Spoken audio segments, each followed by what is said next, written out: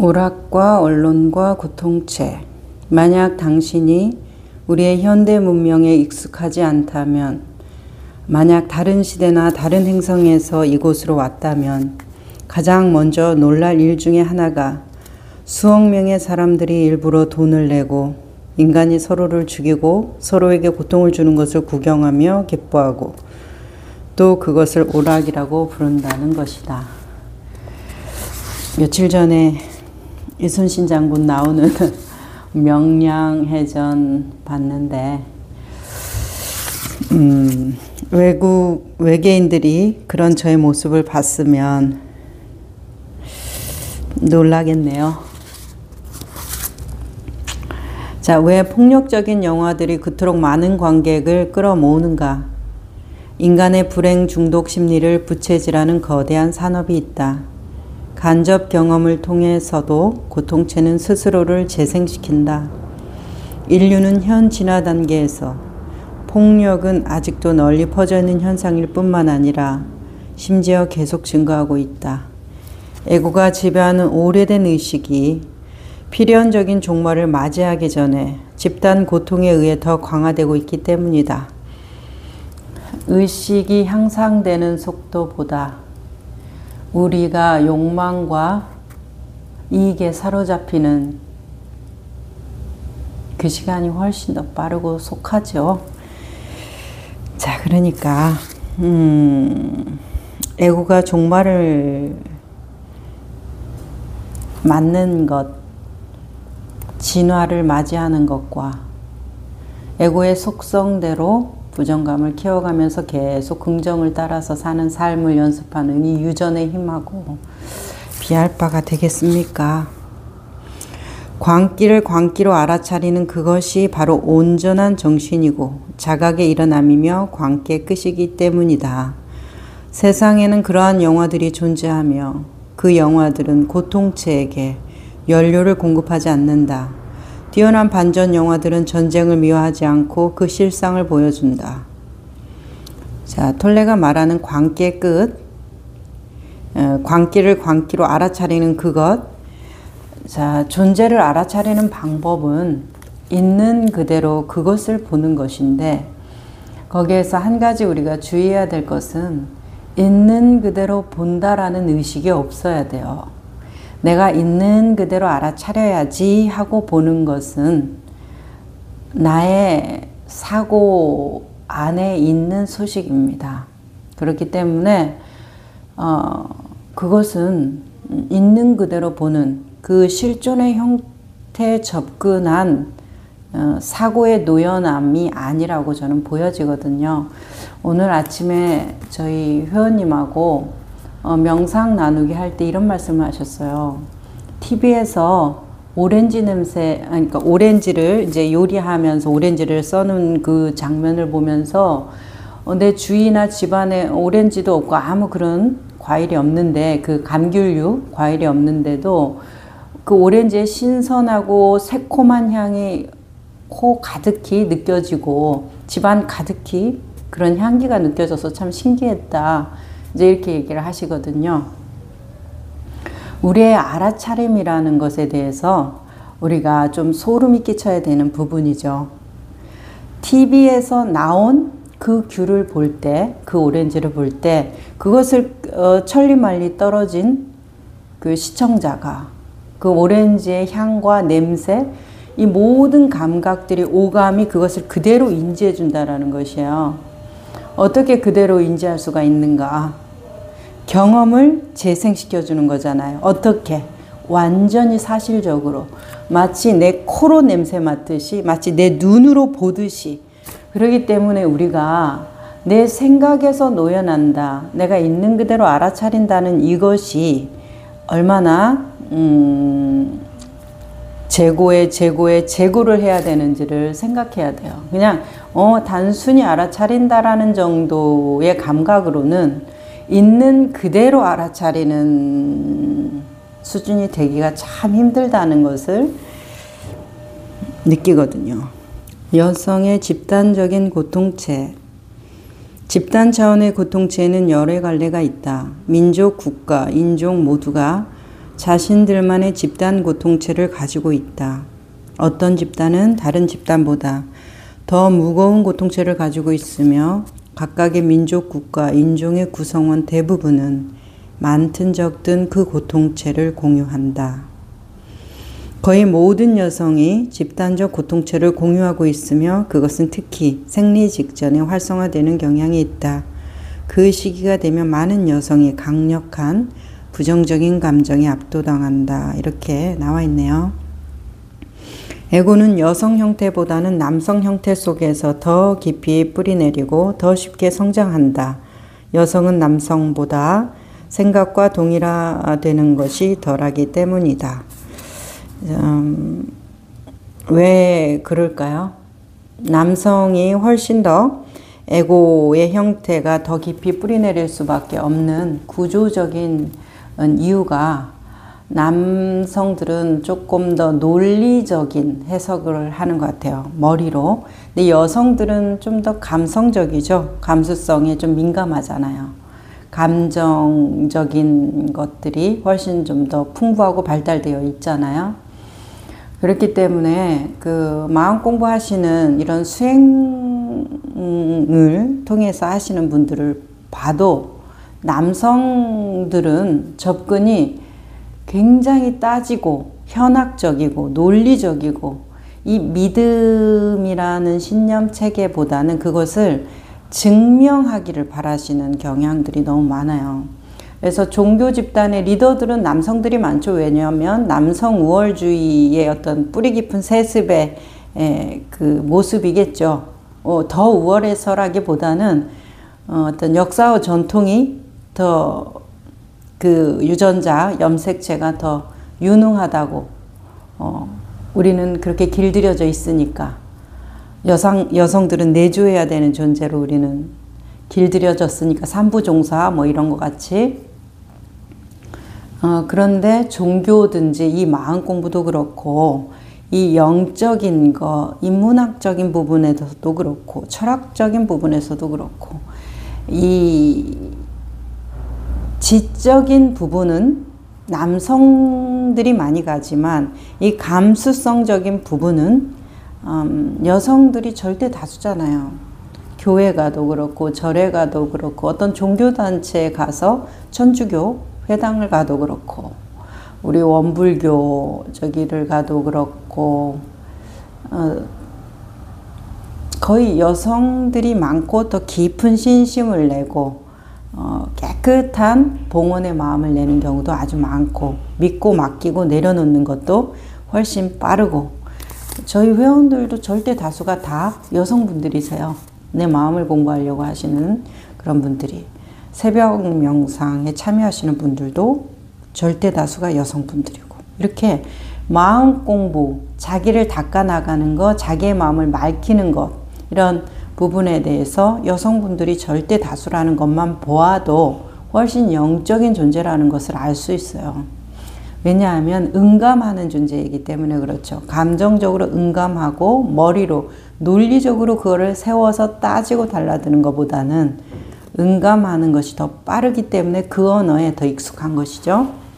자, 그런 차이 때문에 톨레도 말하네요. 여성은 남성보다 생각과 동일화되는 것이 덜하다고. 왜요? 감정적인 것, 감수성, 정서적인 것, 느낌적인 것이 더 발달되어 있기 때문에 생각으로 그것을 판단할 필요가 없잖아요. 여성성에 대한 이러한 두려움의 책임은 누구에게 있는가? 물론 남성일 것이다. 그렇다면 수베르 문명, 이집트 문명, 켈트 문명 등 기독교 이전의 많은 고대 문명에서는 왜 여성이 존경받고 여성 원리가 두려움의 대상이 아니라 존경의 대상이 되었는가? 갑자기 남성으로 하여금 여성에 대한 위협을 느끼게 만든 것은 무엇인가? 남성 안에서 발전한 에고다. 에고는 남성이라는 형태를 통해서만 이 행성을 지배할 수 있음을 알고 있었고 그것을 위해서는 여성을 무력화시켜야만 했다. 시간이 가면서 에고는 대부분의 여성까지 점령해 버렸지만 남성의 경우만큼 뿌리 깊은 정도는 아니었다. 현재 우리는 여성성의 억압이 내면에서 진행되는 시대에 살고 있다. 많은 여성들도 그 예외는 아니다. 억압된 성스러운 여성성을 많은 여성이 감정적 고통으로 느끼고 있다. 그 고통은 출산, 강간, 노예와 고문, 폭력적인 죽음을 통해 수만 년 동안 쌓여온 고통과 함께 여성들의 고통체의 일부가 되었다. 이제 이렇게 말을 해요. 그래서 여성들이 이 에고에 대해서 조금 더 톨레식으로 그렇게 남성만큼 뿌리 깊지 않을 수 있다라고 보면 그 이유가 출산이라는 경험이 아닐까 싶어요. 출산. 그리고 내가 아이를 낳아서 기르는 그 모성애가 나만 생각하는 그 이기적인 감수성을, 이기적인 계산 능력을 조금 무력화시키는 것 같거든요. 정말로. 그래서 이 자연 동물 중에서도 거의 대부분 모체는 새끼가 일정 기간 동안 클 때까지는 거의 자기가 아무리 약해도 아이를 위해서 생명을 던지잖아요.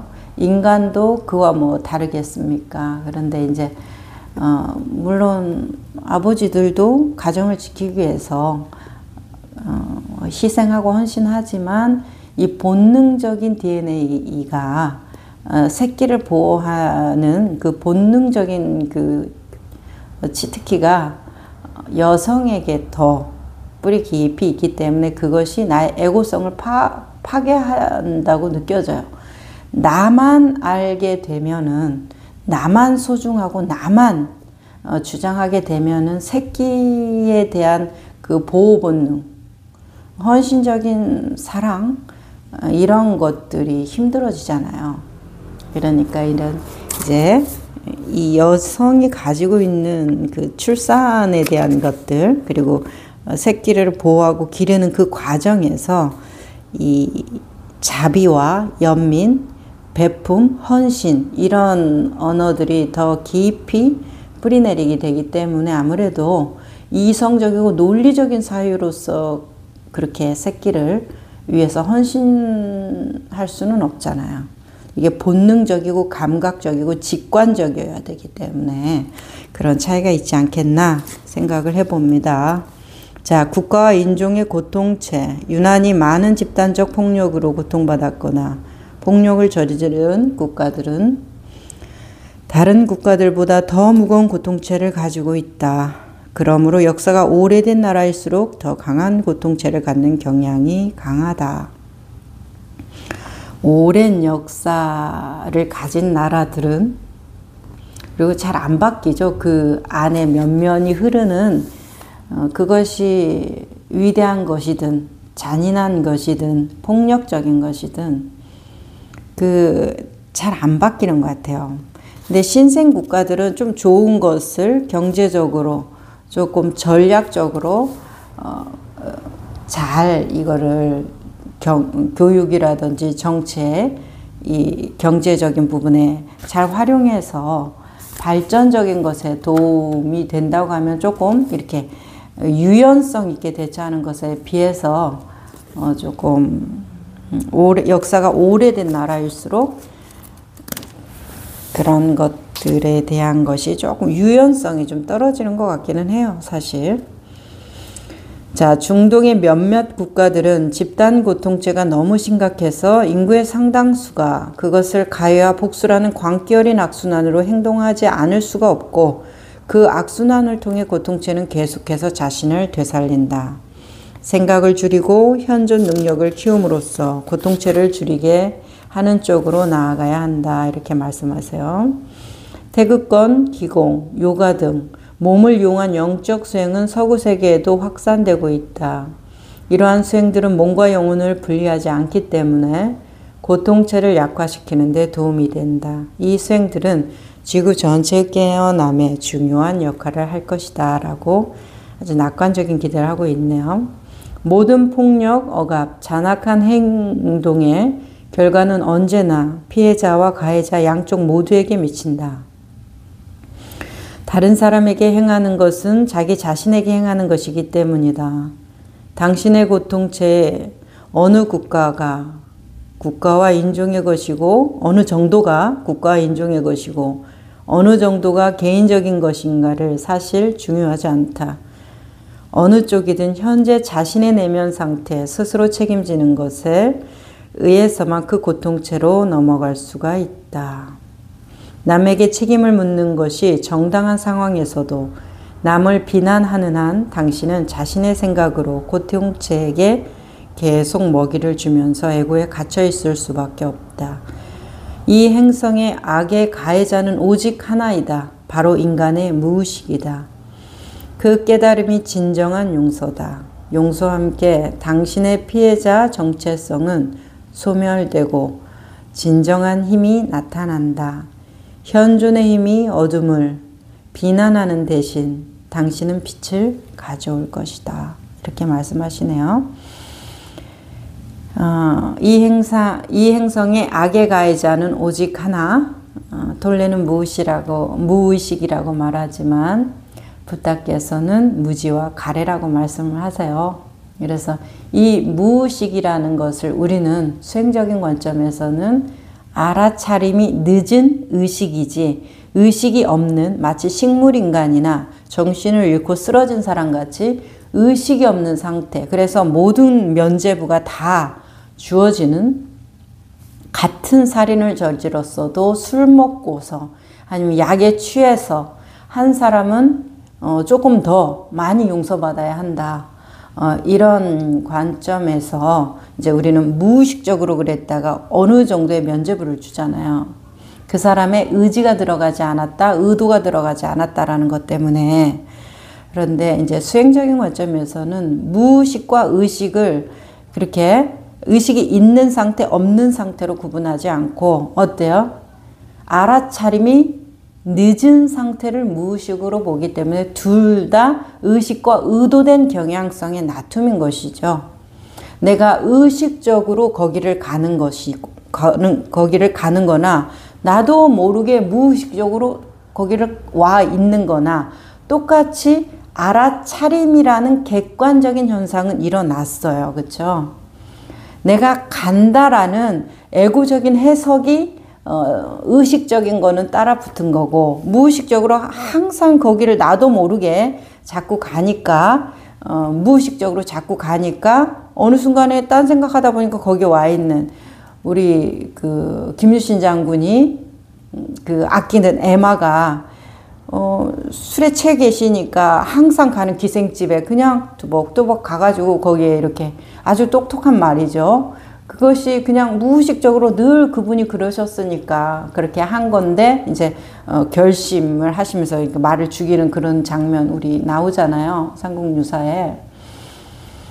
그런 것처럼 이 무의식적인 것은 내가 그만큼 반복해 놨기 때문에 일어난다라는 것이에요. 그러면 의식화되어 있는데 알아차림이 너무 자동적으로 돼버리기 때문에 무의식인 것처럼 나도 모르게 그렇게 하고 있는 것처럼 되지만 나도 모르게 그렇게 하기까지 그 전에 완전한 의식화가 있었다라는 것에 대해서 우리는 부정할 수가 없다라는 거예요. 그래서 면죄부를 주는 것에 대해서 저는 좀 세모해요.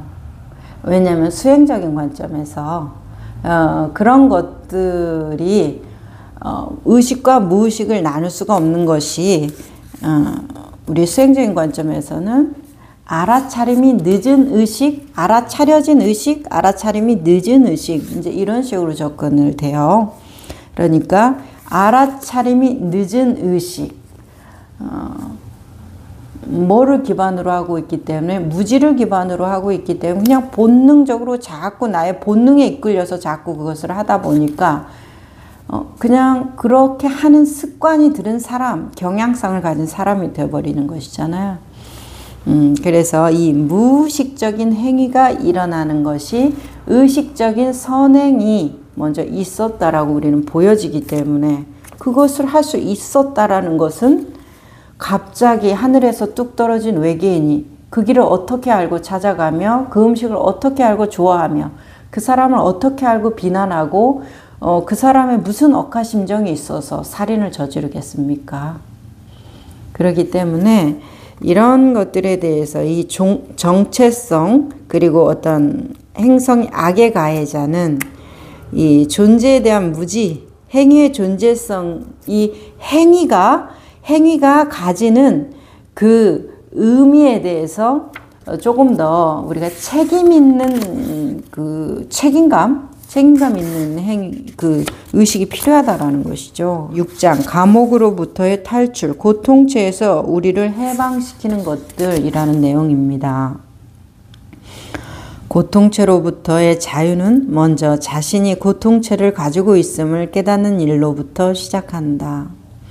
그런 후에 더 중요한 것은 충분히 현재의 순간에 머무르는 능력, 충분히 깨어있는 능력이다. 그렇게 알아차릴 수 있다면 그 고통체는 더 이상 당신인 척하며 살아가거나 당신을 통해 자신을 재생시키는 일이 불가능하다. 의식적으로 현재의 순간에 존재하는 것만이 고통체와의 동일화를 끊을 수 있다. 자, 이제 의식적으로 현재의 순간에 존재한다라는 것은 깨어있음, 알아차림, 이제 이렇게 될 것이에요.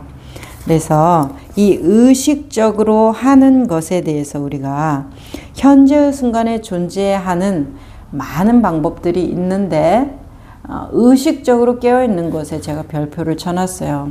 이것이 이 심리학적인 접근과 수행적인 접근의 아주 큰 차이라고 저는 보거든요. 왜냐하면 의식적인 접근, 현재 깨어있는 의식적인 접근은 있는 그대로의 직면을 요구하죠. 수행 과제로서. 근데 심리학적인 이 현재 접근하는 방법은 좀 전환적이에요. 부정적인 생각을 하지 말고 긍정적이게 생각해라. 그리고 네가 왜 이런 슬픔을 느끼는지 너의 과거 어린 시절 기억을 돌아가서 나의 원가족, 그리고 내가 그런 일 때문에 이런 고통을 받았고, 그때의 내가, 어떤 내 안에 열등감이 지금 이런 것, 분노와 우울로 나타나는구나. 나의 상처와 공허가 이렇게 되는구나. 인과를 따져 들어가서 지금의 형태를 이해하는, 이런 것들은 좀 전환적이라고 보여지는 거예요. 지금 현재 일어난 이 고통을 과거에 그래서 이랬구나 하고 이해를 하는 것, 직면인가요? 전환인가요? 그냥 현재 일어나는 것을, 그 고통을 보라 이거거든요. 저희는 있는 그대로 그냥 보라, 있는 그대로 들으라, 생각을 내려놓고. 그렇지만은 과거로 돌아가서 나의 상처를 이마고 치료, 그 어린 자아 치료 이런 것들은 다 과거로 이거 다 과거로 어떻게 돌아갑니까? 지금 현재 시점에서 다 생각으로 가야 과거를 떠올릴 수 있는 것이니까 이제 이런 것들이나 부정적인 생각보다는 긍정적인 생각을 하고 감사하는 마음을 가지고 될 수 있다는 믿음을 가지고 이제 이런 것들은 다 전환기법이잖아요. 지금 나를 부정하는 거 아니에요. 그래서 의식적으로 현재의 순간에 존재하는 것만이 고통체의 동일화를 끊을 수 있다고 톨레는 말하기 때문에 이 현장성, 멈추는 능력, 지금 여기를 보기 위해서는 생각이 멈춰야 여기를 볼 거 아니에요. 내가 다른 생각하고 있으면 여기에서 딴 생각하고 있는 것이잖아요. 그러니까 눈은 멍하니 지금 여기에 있는 사과를 보고 있지만 머릿속은 옛날에 내가 그 사과 이거 떠올리고 있으니까 이제 이런 식이 된다라는 것이죠. 그래서 많은 차이가 있어요. 그래서 의식적으로 되어야 된다는 거. 그냥 눈만 멍하니 본다고 해서 현재 있고 지금 이 순간에 깨어 있는 것은 아니다라고 보여져요. 자, 당신이 무엇을 말하고 어떤 일을 하고 어떤 얼굴을 세상에 보여주려고 하든 관계없이 당신의 마음 상태와 감정 상태를 숨길 수는 없다. 인간은 누구든지 자신의 내면 상태에 해당하는 에너지를 뿜는다. 자, 안타깝게도 우리가 말로 상대방한테 너 화났어? 아니야, 나 화나지 않았어. 너 우울해? 아니야, 나 우울하지 않아. 괜찮아. 그런데 딱 보면 우울한데 아닌 척 하는구나. 이제 이런 거 느껴지잖아요. 그런데 이제 이런 것을 우리가 어떻게 알 수 있냔 말이에요. 본인이 아니라는데 우울해 보이는 것이잖아요. 그리고 나중에 사실은 내가 좀 우울했는데 그냥 너한테 분위기 망칠까봐 그랬어. 이유들을 이제 나중에 얘기하면서 솔직하게 말하는 경우들이 있잖아요. 우리의 언어적인 표현들, 자기 표현들이 있는데 그런 것들은 비언어적인 표현을 이길 수가 없어요. 비언어적인 거 뭐예요? 표정, 행동, 뭐 톨레가 말하는 느낌, 몸짓, 손짓, 발짓, 눈빛, 그런 것들이 전체적인 비언어적인 것이잖아요. 그러니까 이것을 숨길 수가 없어요. 언어적으로는 그럴듯하게 상대를 이해시키고 납득시킬 수 있지만 비언어적인 것은 순간적으로 본능적으로 이렇게 탁 나오거든요. 그 사람의 품위와 인격을 우리가 조금 좀 유지할 수는 있겠죠. 의도적으로 유지할 수는 있겠죠. 근데 깊이 있는 그것까지는 유도로 흉내는 못 내는 것 같아요. 제가 경험해 본 바로는. 그러니까 정말 내가 그와 같은 태도와 자세를 갖는 것은 내가 그와 같은 사람이 될 때나 가능하지. 내가 그렇다고 말을 하면서도 착하게 살아야지 말하면서도 거짓말하고. 자, 도둑이 제일 신경 써서 뽑는 사람이 총무, 돈 관련한 사람, 그리고 또 가장 정직한 사람을 뽑잖아요. 날 속이는 것을 용납할 수 없으니까. 내가 어떻게 해서 남 속여서 번 돈을. 자, 그러니까 그런 것처럼 자신이 가장 잘한다는 거예요. 자기의 약점을. 자신의 약점을 피해갈 수가 없어요. 스스로 너무 잘 알기 때문에. 그러면 자꾸 눈이 가는 거예요. 아닌 척 하면서도 자꾸 눈이 가는 거예요. 그래서 마음이 같이 들떠 있는 사람은 그게 안 보이겠지만은 조금 차분한 사람이 보면 뭐 보이지 않겠어요? 그 사람이 지금 비언어적인 언어를 구사하고 있잖아요. 직접적인 언어를. 그러니까 느끼죠. 다 느끼죠. 아이들 얼마나 엄마 화났어? 엄마 기분 좋아? 엄마 무슨 일 있어? 이거 얼마나 감각적으로 캐치를 해냅니까? 엄마가 아니야 뭐 말로 이렇게 설명을 해도 아이들은 이렇게 느끼잖아요. 엄마가 오늘 기분이 안 좋은 것 같은데 이런 느낌으로 똘망똘망 보잖아요. 자,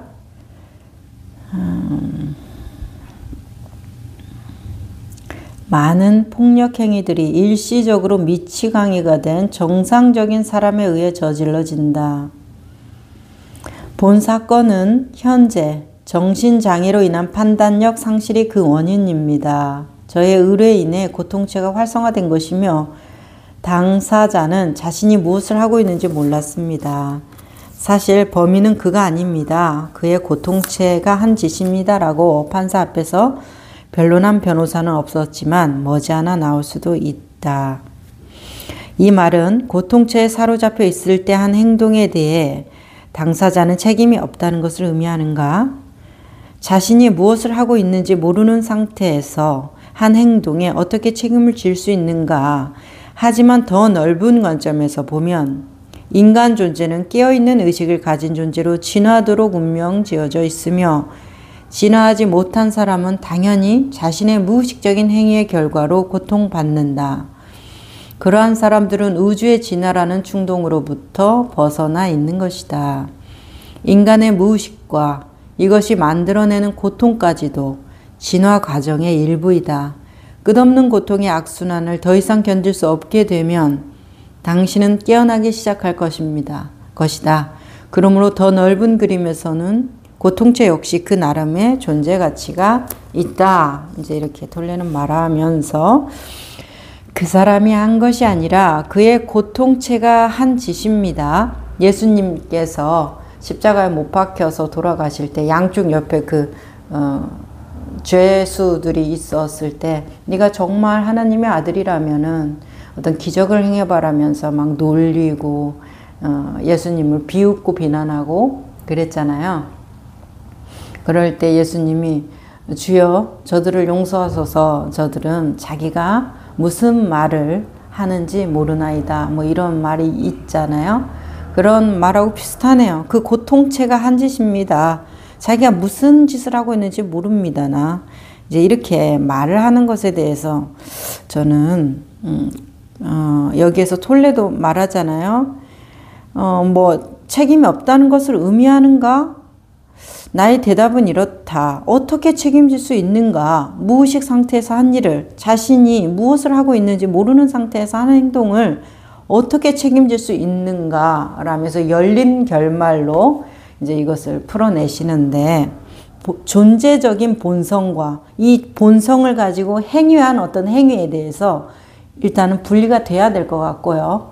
존재는 판단이 불가하니까 이 존재로서는 그가 도둑놈이든 살인자든 성인이든 같은 존재로서의 존엄함은 인정하지만 행위는 우리가 다 평가하고 판단받는 거 아니에요. 도둑놈이네. 그 행위가 도둑질을 했기 때문이지 그 사람이 가만히 있으면 도둑놈인지를 어떻게 합니까?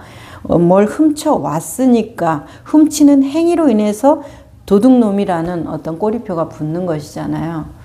그러니까 행위에 대한 판단이 일어나야 된다. 책임을 물어야죠. 행위에 대해서. 존재에 대해서는 책임을 묻지 못하지만 행위에 대해서는 우리는 책임을 물어야 되고, 두 번째 문제는 생명 가진 존재는 살기 위해서 태어난 것이고 살아야 되는 것이잖아요.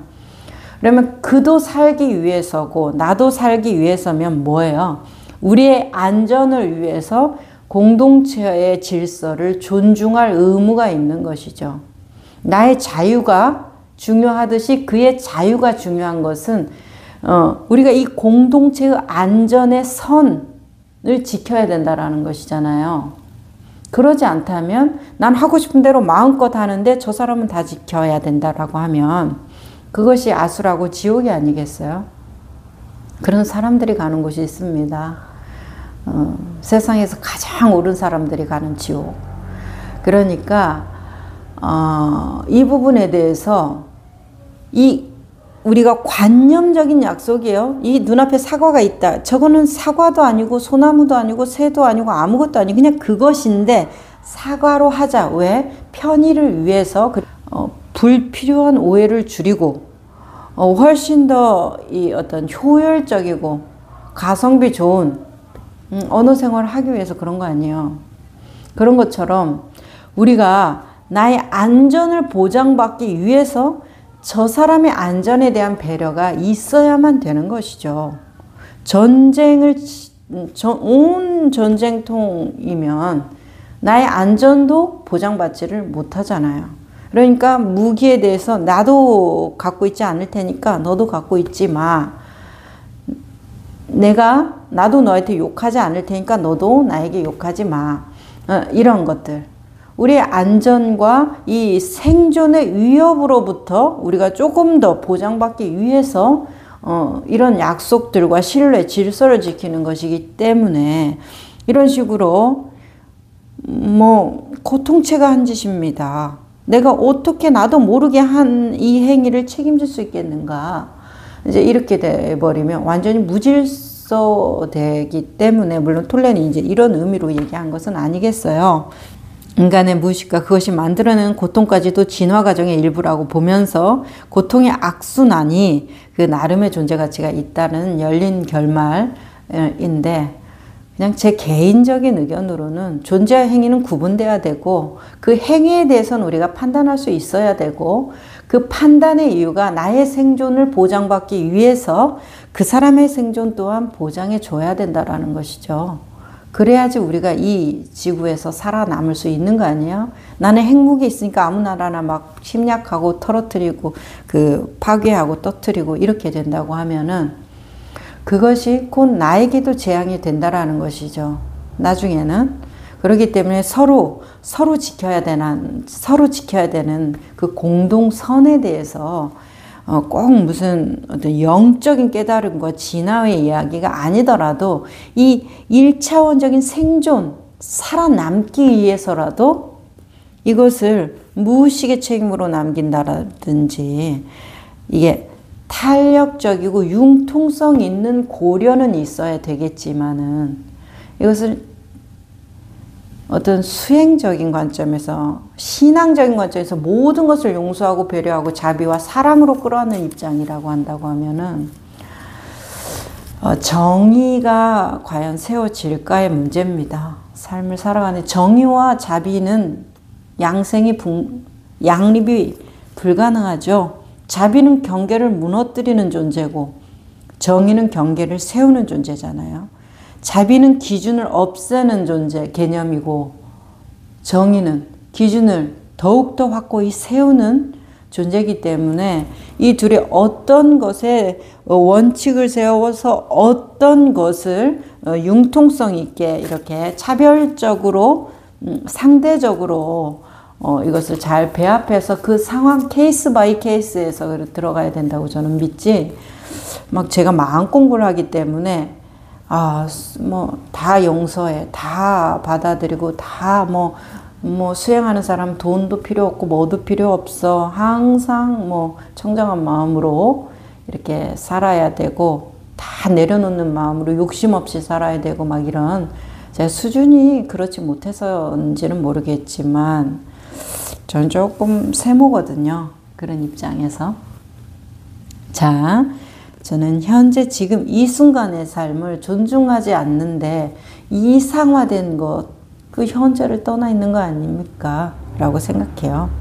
자, 이 순간의 존재함.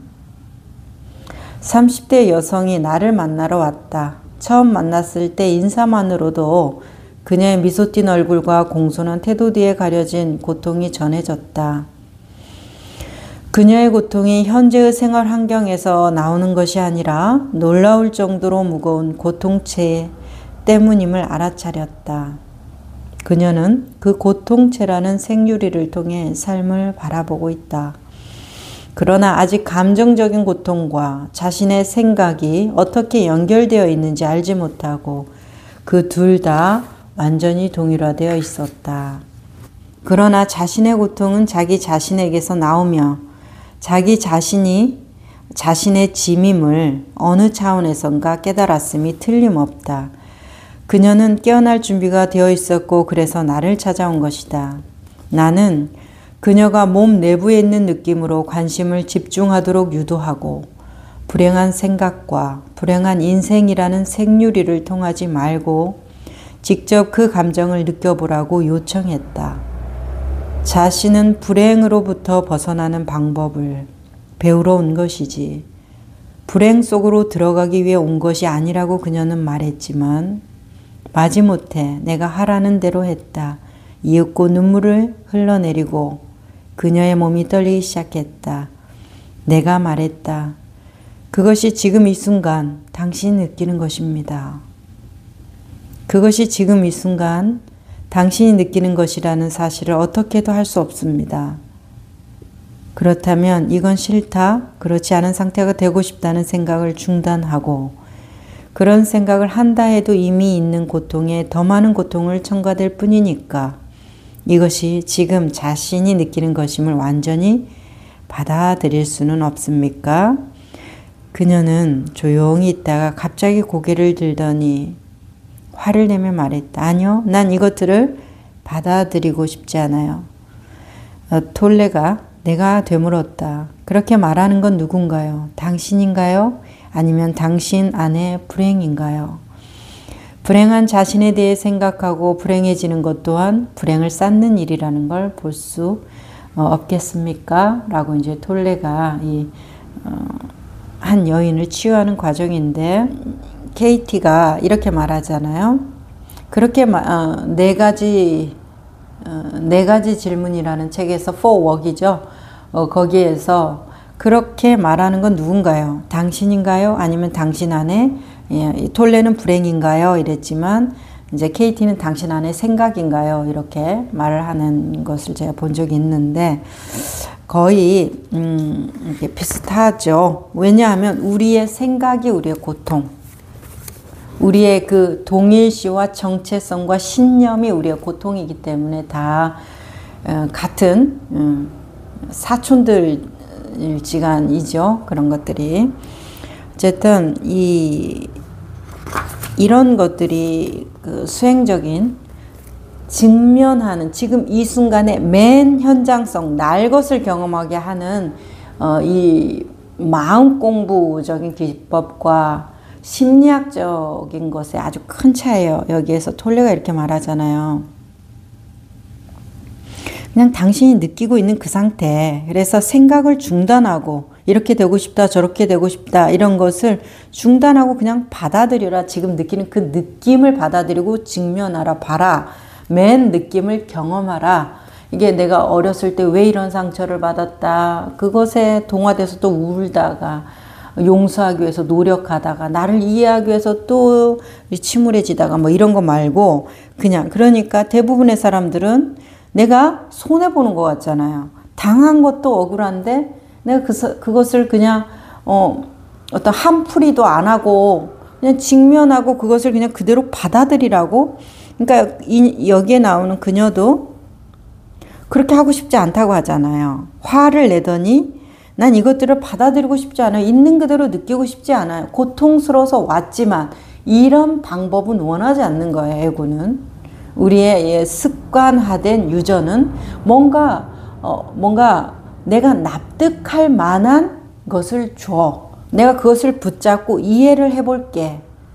이런 식이거든요. 그런데 마음 공부의 입장에서는 납득이 중요한 게 아니라 지금 이 순간에 당신이 느끼는 그 정서적인 불안과 고통, 괴로움, 무기력함에 대해서 그 현장성의 현장성은 중도적인 현실이죠. 이렇다 저렇다가 없어요. 그냥 그것일 뿐이에요. 그것일 뿐인 것을 지금 느끼라는 것이거든요. 그때의 나는 어떠한가를 봐주라는 것이에요. 이러이러한 설정값 없이. 자, 여기에서 톨레가 이렇게 말해요. 당신에게 지금 무엇을 하라는 것이 아닙니다. 하지만 그 느낌들이 그곳에 있도록 허용하는 것이 가능한가 묻고 있는 것입니다. 이상하게 들릴지도 모르지만 바꿔 말하면 이런 것입니다. 당신이 자신의 불행에 대해 신경 쓰지 않는다면 그 불행은 어떻게 될까요? 그것이 알고 싶지 않은가요? 그녀는 잠시 당황한 듯 하더니 1분여 동안 말이 없이 앉아 있었다. 나는 그녀의 에너지장에 갑자기 중요한 변화가 일어난 것을 눈치챘다. 그녀가 말했다. 이상하군요. 나는 여전히 불행하지만 그래도 그 불행 주위에 공간이 생긴 것 같아요. 예전만큼 그 불행을 중요하게 생각하지 않게 되었어요. 이렇게 말해요. 공간이 생겼다고 말을 하고 있어요.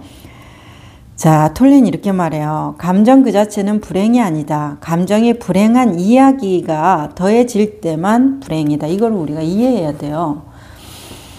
감정 그 자체는 불행이 아니라는 거예요. 감정 그 자체는 좋다, 싫다. 이것은 촉매제가 없으면은 이게 방 안에 화기물질이 가득해도 이게 탁 아주 작은 불꽃이라도 그 촉매가 없으면 화기물질이 가득해도 그 방은 안전한 것이에요. 그래서 이 촉발되지 않는다고 하는 거, 이 촉발되지 않으면은 감정 그 자체는 아무것도 아닌 거예요. 폭발물이 있지만, 화기물질이 가득하지만 이 화기물질 그 자체는 아무것도 아닌 거예요. 근데 이것이 여기에서 톨레식으로 말하면은 불행한 이야기가 더해질 때 탁 뭐를 이렇게 탁 반짝 이렇게 계기를 주게 되면은 그것이 불행이 되는 거, 이렇게 발화되잖아요. 그런 거와 같은 상태라고 이제 톨레가 얘기하는데, 그래서 아니 저 사람이 나를 비난하는데 내가 불행하다는 느낌을 받는데 이것이 어떻게 이 감정이 불행도 아니고 기쁨도 아니고 아무것도 아니라는 것이에요. 이게 당연히 불행한 것이지 이게 왜 아무것도 아니라는 것이에요. 우리가 이런 것이 조금 이해가 안 돼요. 왜냐하면 너무나 자기 합리화 그리고 자기 안에 나라는 그 개념 안에 가득 쌓여 나는 이럴 때 이래 이럴 때 저래 이거에 너무 탁 사로잡혀 있기 때문에 그것이 너무나 자연스럽고 당연한 거예요. 다른 사람을 보면은 그러니까 얼마든지 야, 너 이럴 땐 이래, 저럴 땐 저래, 이런 평가가 일어나는데 그것이 나로 돌아오면 나에 대한 평가는 완전히 주관적이잖아요. 다른 사람은 객관적으로 판단해. 그것은 네가 조금 잘못했지. 솔직히 그 정도는 아니잖아. 이렇게 말을 하는데 자기 일이 되면 어떻게 그럴 수가 있어. 이제 이렇게 되는 경우 많이 봤습니다. 그리고 톨레가 당신에게 지금 무엇을 하라는 것이 아닙니다. 하지만 그 느낌들이 그곳에 있도록 허용하는 것이 가능한가 묻고 있는 것입니다. 이제 이런 말을 할 때 그녀가 잠시 당황하듯이 하더니 1분여 동안 말없이 앉아 있었다. 이때 에너지장이 갑자기 변화되는 것을 톨레가 느꼈다고 하는데 이제 이런 순간이 중요하더라고요. 안내하는 그 현장에서 보면은 자기가 얼마나 힘들고 괴로운가에 대해서 이야기를 일단은 하셨고 저도 그것을 경청하면서 듣고 있었어요. 그러면서 그분에게 여쭤봤어요. 그런데 그렇게 괴로운데 이곳에 왜 오셨어요? 이렇게 이제 물어봤어요. 그랬더니 그분이 괴로운데 이런 것들을 대화를 통해서라든지 자기돌이킴이라는 안내를 통해서 우리가 얘기해 볼 수 있다라고 들어서 도움을 받을 수 있다라고 들어서 왔다. 이제 이렇게 얘기를 하셨어요. 그래서 우리 회원님은 내가 뭐 때문에 괴로운지도 알고 이것이 나라고 하는 강한 주장도 있고 누구 말도 듣고 싶지도 않고 나의 괴로움에 완전한 나의 괴로움과 하나가 되어서 그것에 대해서 딱 지키고 있는데 그것이 불행이든 행복이든 그게 나가 되어서 딱 나라는 것을 주장해서 나는 이런 사람이야 라고 지금 제 앞에서 자기소개를 하는 것인데 그 자기소개라면 잘 들었는데 만약에 나는 이런 사람인데 내가 어떻게 해야 되죠? 라고 묻는다면 그냥 그렇게 사시면 되죠. 그런 사람이시군요. 당신은 나무군요. 나무로 살면 되고 나는 꽃이에요. 당신은 꽃이군요. 꽃으로 살면 되고 나는 새예요. 새로 살면 되고 나는 괴로운 사람이에요. 이런 것이 괴롭고 저런 것이 괴롭고 내가 그런 사람이라고 나는 완전히 믿고 있는 그 신념체계 안에 그 사람은 완전히 악마하고 나쁜 사람이잖아요. 그것에 대해서 뭐 그냥 그렇다라는 이야기잖아요. 그래서 그렇다라는 것을 알겠는데 그래서 그것이 당신이고 당신이 그런 사람이라고 저한테 주장을 하는 것에 대해서 제가 잘 알아들었는데 그렇게 살면 되죠. 이렇게 얘기하니까 아주 기분이 나쁘셨어요. 매우 화가 나셨어요. 그러니까 어이가 없어서 말문이 탁 막혔어요. 죄송한 일이죠.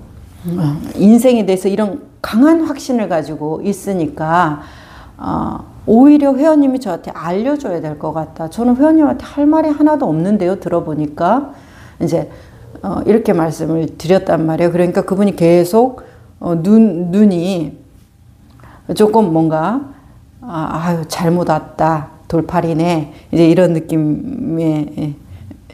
돌팔이 맞죠? 저는 돌팔인데 이런 말씀을 해드렸어요. 우리가 더 정의롭고 더 내가 옳아서는 그 고통에서 자유로워질 수가 없는 것 같다. 제가 해보니까. 그래서 회원님께서 나는 이런 사람이야, 이런 사람이야 이 주장이 얼마나 자기를 고통스럽게 했는지를 지금 이 순간에 한번 보라고. 그래서 자신에 대해서 자기가 주장하는 그것이 정말 그러한 것이 있는지 확인을 지금 해보시라고. 어차피 기왕 시간을 내서 왔고 돈까지 냈으니까 그러면서 이제 우리가 얘기를 했단 말이에요. 그러면서 부처님의 선물 얘기를 해드렸어요. 이거 경전에 나오는 얘기인데 어떤 사람이 선물을 주면 그 선물을 받으면 내 것이 되지만 아무리 선물이라도 안 받으면 그 사람 것이 된다. 쓰레기라도 내가 받으면 내 것이 되고 안 받으면 그 사람 것이 된다. 그래서 최종적으로 그 감정이라는 것은 억울하시겠지만 그 감정이라는 것은 나의 선택이라는 것이에요. 나는 억울해요. 저는 참고 살아가야 되기 때문에 어쩔 수 없이 그것을 견뎌내고 감내해야만 했어요. 이제 이런 억울함이 폭발하시는데 어쩔 수 없기 때문에 선택권이 없는 것은 아니라는 것은 받아들여야 된다는 거예요. 내가 100% 저 사람 잘못이라고 믿는 순간에도 의심해 봐야 돼요. 어떻게 100%일 수가 있겠는가? 일제시대 때도 100% 죽을 줄을 알면서도 우리를 위해서 독립운동을 한 사람들은 뭐 목숨이 안 아까워서 겠습니까? 그리고 이순신 장군도 선조가 이제 해군은 망했다. 이 육지전으로 이렇게 몰입해라 하면서 그쪽으로 편성했을 때 편지를 쓰시잖아요. 신에게는 12척의 배가 아직 있사옵니다. 13척이었나요? 13척의 배가 아직 있사옵니다. 이런 식으로 해서 편지를 쓰잖아요. 그런 것처럼 이것이 나에게 선택권이 없다라고 느껴지는 그 절박한 순간에도 누군가는 선택을 했다라는 것이에요. 그것에 대한 책임을 졌잖아요. 목숨으로. 그런 것처럼 우리가 그래서 목숨을 바치라는 말이에요. 이렇게 싸우자는 얘기가 아니에요. 다만 내가 아무리 나한테는 책임이 없다라고 느끼는 그 순간에도 나에게도 나의 몫이 있다라는 것을 기억하셔야 된다는 것을 얘기하고 싶은 거예요. 우리한테는 나의 몫이 있어요. 정말 저 사람이 나쁜 사람이어도 나의 몫이 있어요. 안타깝게도. 맞고 살아도 그 사람이 정말 나쁜 사람이어도 아이 때문이든 돈 때문이든 아니면 세상에 나가는 게 두려워서든 내가 그 고통스러운 상황을 벗어나지 않는 선택의 몫이 있는 것이잖아요. 너무나 가슴 아픈 말이기도 하죠. 부당하게 느껴지는 어떤 순간들도 있기 때문에. 그러니까 이제 원칙이라는 것이에요. 그리고 거기에 대한 어떤 상황적인 것은 다 별개죠. 그 원칙을 절대 100% 다 적용할 수는 없을 수도 있어요. 하지만은 일단은 그렇다라는 거예요. 원칙이 그렇다라는 것이요. 그래서 저희 회원님들 안내할 때 보면은 그분이 말문이 탁 막히는 순간, 너무나 내 의식에 꽉 사로잡혀 있는 순간에서 말문이 탁 막히잖아요. 어이가 없어서든 화가 나서든 앞뒤가 안 맞는 말을 상대가 하고 있어서든 말문이 탁 막히는 그 순간이 있어요. 사실 그 순간을 유도할 때도 많죠. 그때가 그분에게는 환기의 순간이에요. 그래서 뭐 그분의 감정을 동요해주고 뭐 공감대를 형성해주고 막 위로를 해주고 그 인생에 대해서 같이 슬퍼해주는 연민의 마음을 가지고 그런 이제 접근보다는 우리는 관점에 대한 이야기를 많이 하기 때문에 조금 냉정해 보일지라도 그분이 자기 생각과 동일시에서 빠져나올 수 있는 톨레식으로는 에너지의 장에 중요한 변화를 일으킬 수 있는 것은 뭐예요? 사고의 정지예요. 사고의 정지의 순간이 오도록 유도하는 것, 이제 그것이 어떤 안내 스킬이 되는데 이 톨레의 이야기를 그래서 이해할 수 있어요. 현재 순간을 경험하게 하고 싶거든요. 그러려면 자기 사로잡힘에서 놓여놔야 돼요. 그것이 문맥적이고 맥락적인 이해, 자기 안에서 일어나는 그 상사와의 관계에서의 어떤 논리적인 설득, 이런 거 중요하지 않아요. 멈추는 순간을, 멈추는 것이 더 중요하죠. 그 계속 달려가는 그 브레이크 고장난 그 자동차를 이해하는 것이 무슨 중요하겠습니까?